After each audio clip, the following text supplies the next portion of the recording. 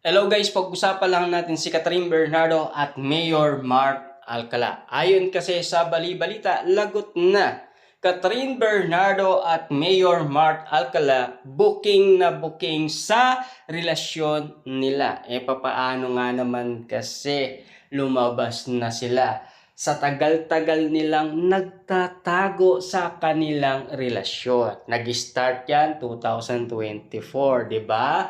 Hanggang 2025. Ngayon 2026 na. Eto na. Nang dahil nga naman kasi si Daniel Padilla at Kyla Estrada hindi nilihim ang kanilang relasyon, tila nagpapansin na daw si Catherine Bernardo. Ngunit hindi pinagkaguluhan at pinagpestaan sa nasabing mall sa Power Plant Mall sa Makati. Siyempre, ang daming mema ni Catherine Bernardo na bumabatikos sa kanya. Kita nyo naman ha? Pero, sulit naman dahil kumakalat yan sa social media. 'Di ba? Pero yung actual, hindi gaano pinagkaguluhan si Catherine Bernardo. Papaano nga naman kasi hindi siya nakilala. Kasi baduy na baduy daw ang suot niya. 'Di ba? Piling maganda daw. Ayon kasi sa karamihan.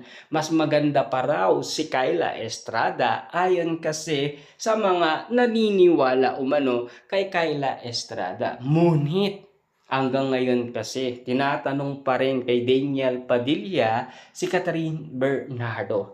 Tila hanggang ngayon, inahanap pa rin si Catherine Bernardo. Kaya hindi ba ninyo napapansin? Tila si Kyla Estrada napapag-usapan ginagaya niya umano si Catherine Bernardo. Kasi yun ang inahanap nila kay Daniel Padilla. Kaya pilit kinukumpara si Kyla Estrada at Catherine Bernardo.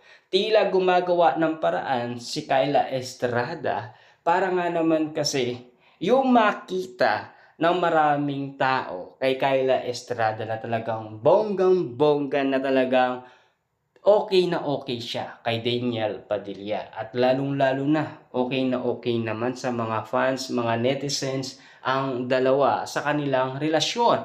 At lalong-lalo na okay daw ang kanilang chemistry. Kita nyo naman, di ba? Yung incognito na kanilang teleserye na talagang pinagkaguluhan umano.